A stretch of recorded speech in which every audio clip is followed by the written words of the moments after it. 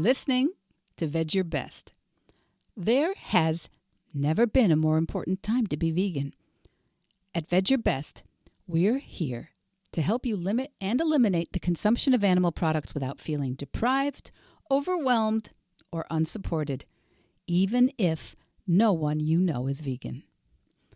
My name's Michelle Olander. I'm a life coach, and I want to show you that living vegan is actually the superpower that will unlock your possibilities and give you confidence to take on your next impossible goal. And that's by doing it your way. If I could go vegan in my 50s with all my excuses, I know you can start moving in that direction too. Veg your best, and there's nothing you can't do. Episode 117, Mission Impossible for the Holidays.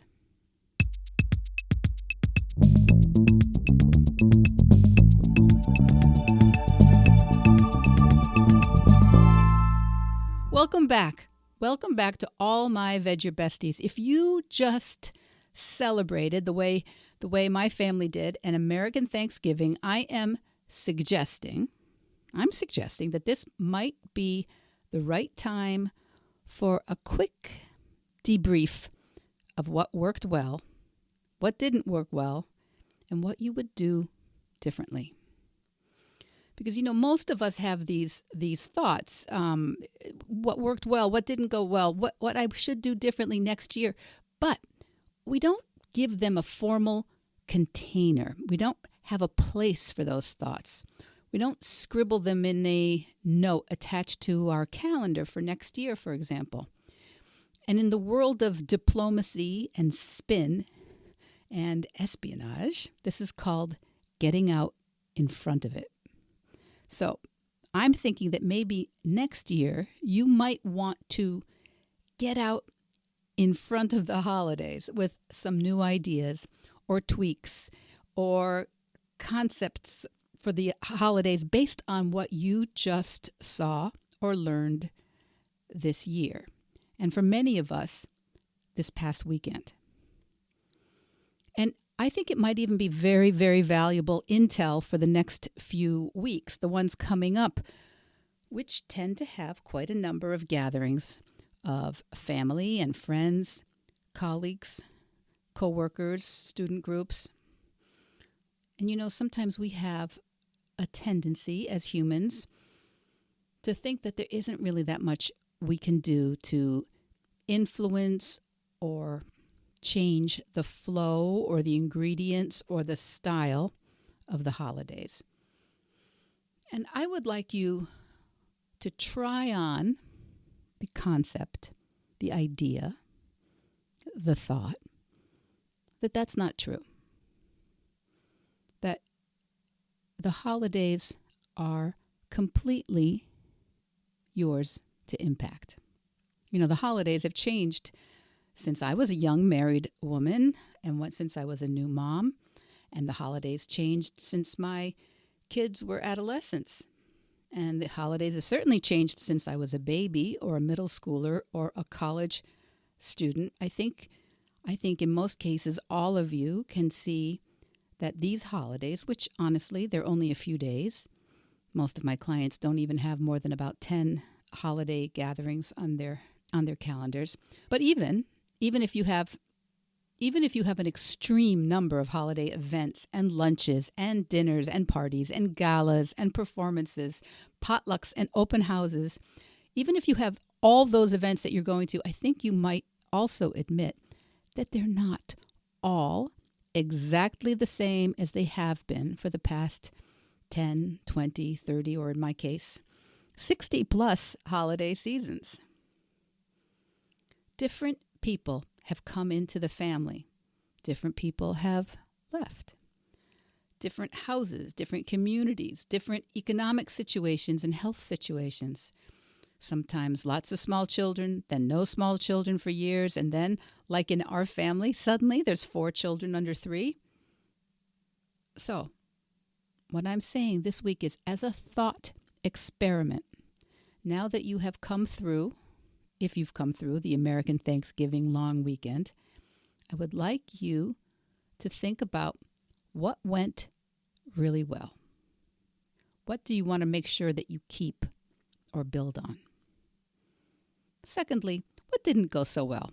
And if there are any ways you can imagine avoiding those less than fun parts.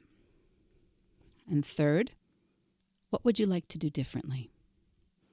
Oh, and by the way, what would you like to do differently? This is not a thought experiment where you have magical mind control over your kids or siblings or great Aunt Alice. This is about you, just you. What would you do a little differently? And make a note for yourself on your 2023 calendar or in your digital calendar on your phone. Or, use that reminder app that's on almost every smartphone. I'm astonished how few of you use it.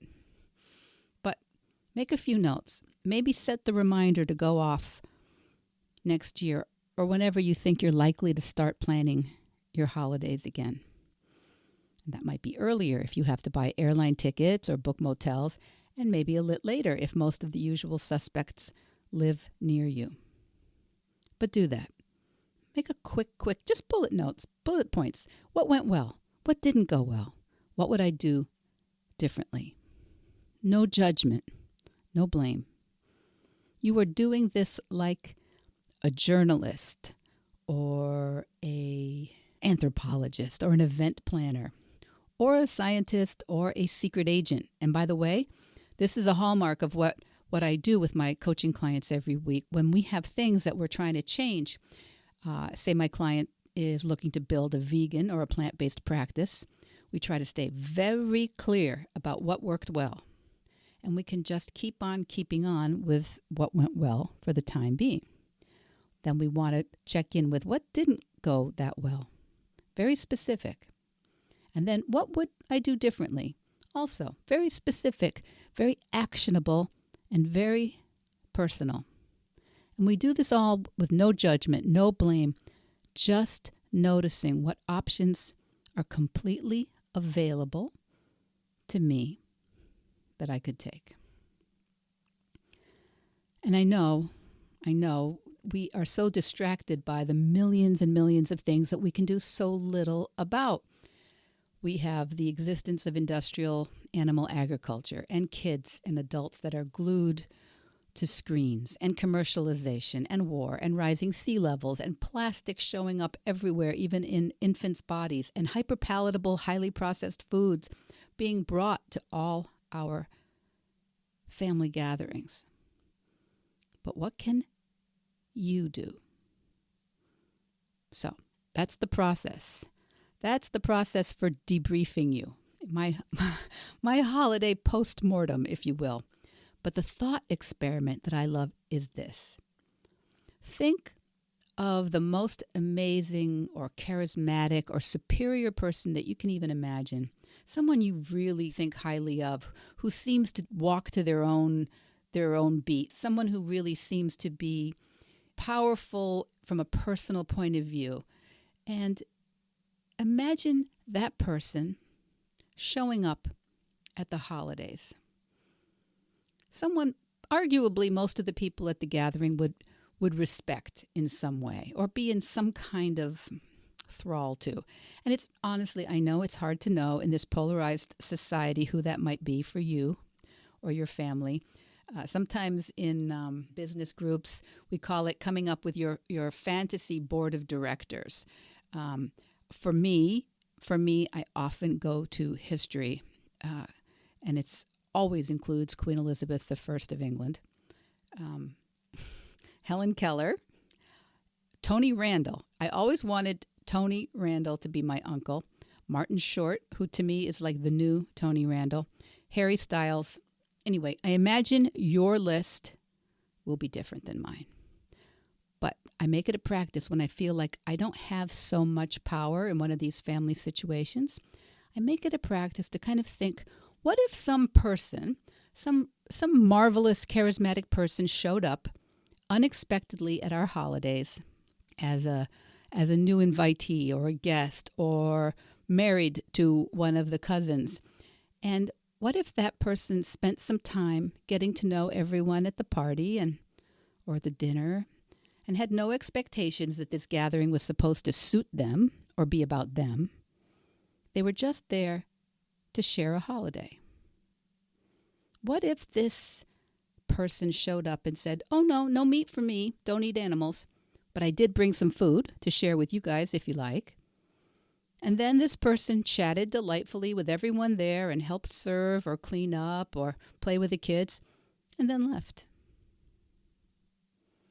And instead of me thinking these holidays have their own momentum and that we're all just cogs in a consumerist machine, I think, wait, maybe I could be that delightful person who brings just another facet to this holiday without expecting the holiday to be different or anyone else to change. Because I'll tell you, I do believe one person can make a change. One person. One person can make things so much happier or livelier or more loving. We all know those people, right? And one person can make a situation more tense or frantic or negative all by themselves. And we all know that person too, right? Who is the person you absolutely hope would show up? Who is it? Well, I hope that it's actually you. Because honestly, we can never be absolutely sure who else is coming anywhere. But wherever you go, as they say, there you are. You are enough. So, if you just went through the American Thanksgiving holiday long weekend, or if the holidays have begun a bit for you, check yourself. Check yourself before you wreck the whole season for yourself. Because what if it really were actually only up to you? What if you could actually make all the difference that you need? Remember, the holidays are going to be a little different next year, and the year after that, and the year after that. You can be that influence. You can bring that part of the holiday that you're missing or that you're judging others for leaving out. You can bring the plant-based foods. You can make it more fun. You can bring any kind of warmth or energy that you want. You can decide that no one has to change for you to be love, share love, and experience love for the holidays. Or honestly, you don't actually have to attend those events. We all tend to think we have to, but I bet you know people who never come to these holiday gatherings or often don't because it isn't actually mandatory. It's a very disempowering attitude to just think that you have no choice, no one cares about you, and there's nothing that you can do about it. I wonder if you decided to really try on the power of one in your relationships with your partners, with your kids, with your families, with your coworkers, the power of one, just you. But that means no expectations of anyone else being different. Because I know that you can have a completely different experience. And I'd like to challenge you to try it out. Your mission impossible. Your mission, if you choose to accept it, is to show up. To show up for your life, your holidays, this last few weeks of the year. Show up for your plant-based or vegan practice. Show up like the star that you are. Easy to say, you say? Maybe. But what I know for sure is also not easy. And that's the dreading the holidays and dreading the gatherings and moaning about the family members and the foods that others might be offering. Are you ready? Will you take me up on this challenge? Remember, no expectation that anyone else will change or be different or appreciative. You know, as adults, we do actually know it's better to give than receive. Really, I think most of us know that. And this year, you have this opportunity. You have accepted maybe some holiday invitations. Give them your best you. Give them your best you with no expectation of getting anything in return. And then report back to me. See how it goes. See how it goes for you.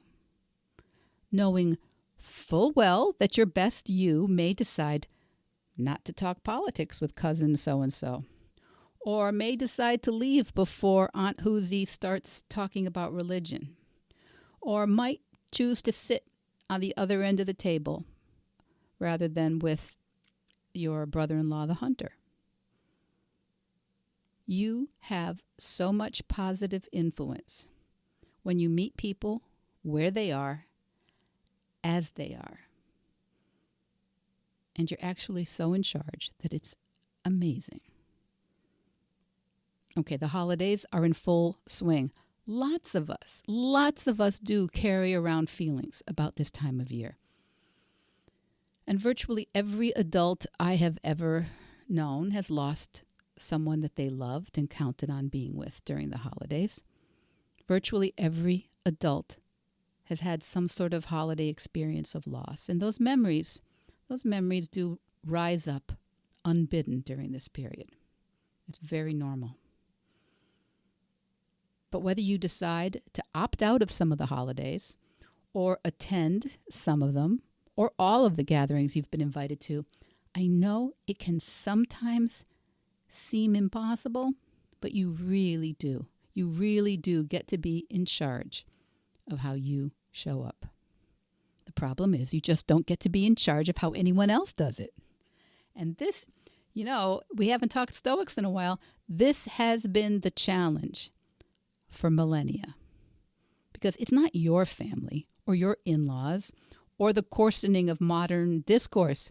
It has ever been thus. Marcus Aurelius wrote, "When you wake up in the morning, remind yourself, the people I deal with today will be meddling, ungrateful, arrogant, dishonest, jealous, and surly." Even being emperor did not insulate Marcus from challenging interpersonal relationships. But there is a tranquility available to us, Marcus Aurelius wrote.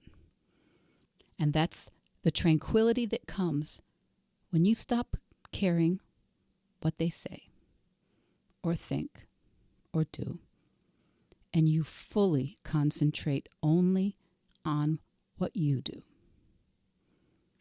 Marcus Aurelius. So remember, this season isn't going anywhere. It's here, and it shows up every year. And truly, I think wishing our days away during this time of the year is a very sad way to live. You don't have to do things any way that you don't want. But I challenge you, and yes, myself, to show up fully for whatever we decide to show up for. I had two grandmothers that were very, very different, both Scorpios, but my hilarious grandmother used to say, "Remember, the good Lord said to love your neighbor. He never said like your neighbor. He would never, never ask us to do the impossible." Love is a practice too. And it's why so many of us try and practice vegan choices. Love for other earthlings, love for the planet itself, and love for these human bodies. And we humans love imperfectly, and we practice veganism imperfectly, and we do holidays and families and life imperfectly. It's all just a practice. So as you go along at the start of this season, ask yourself, what's going well? What's going not so well? What would you do differently? And choose just one thing to concentrate on.